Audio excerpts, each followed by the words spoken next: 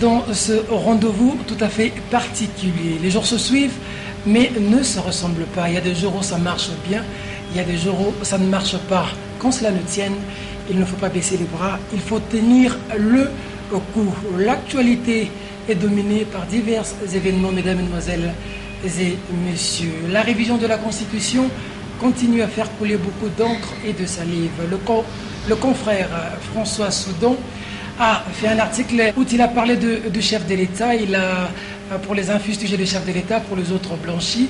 Nous allons réfléchir dans cette émission. Nous allons aussi réfléchir sur la situation qui prévoit actuellement dans l'opposition, puisqu'on parle d'une élection à un seul tour, et savoir si l'opposition est aujourd'hui prête à pouvoir se décider autour d'un seul candidat. Le procès Floribert Chebeya continue à faire couler beaucoup d'encre et de salive. Et pour finir dans cette émission, puisque nous allons recevoir un éminent invité dans le secteur de l'éducation, nous parlerons aussi de l'assainissement du secteur de l'éducation en République démocratique du Congo par le ministre Machako Mamba.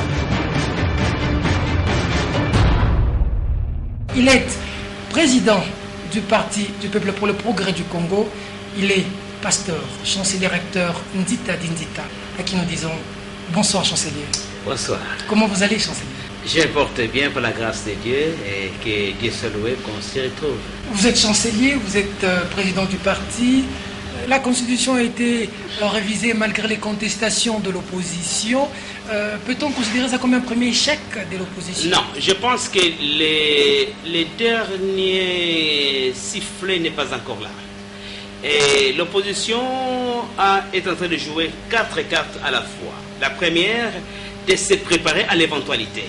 Parce que la loi de Murphy qui dit qu'il faut croire au 11e commandement, que le pire peut arriver. Donc le pire qui peut arriver, c'est qu'il y a la tyrannie de la majorité maintenant au Congo, où les partis au pouvoir... Non, c'est la majorité, c'est la loi de la démocratie. Dans la démocratie, attention, la démocratie respecte la majorité, qui est d'abord le peuple qui mandate la majorité. Ce qui a été fait pendant les élections. Non, bien entendu, mais maintenant, quand on va changer pour le peuple, on les consulte.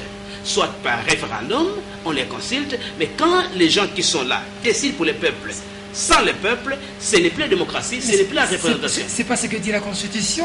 La Constitution, bien entendu, parle que...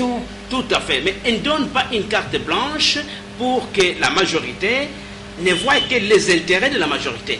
Tout le monde aujourd'hui, écoutez, utilisons le syllogisme qu'on peut utiliser, il n'y a pas un seul homme raisonnable qui pense que changer la Constitution maintenant était à la fois logique, légitime et encore correct. Nous savons que c'est incorrect. Elle est faite pour une seule et simple raison, c'est les élections. Et c'est là la différence que le peuple doit comprendre.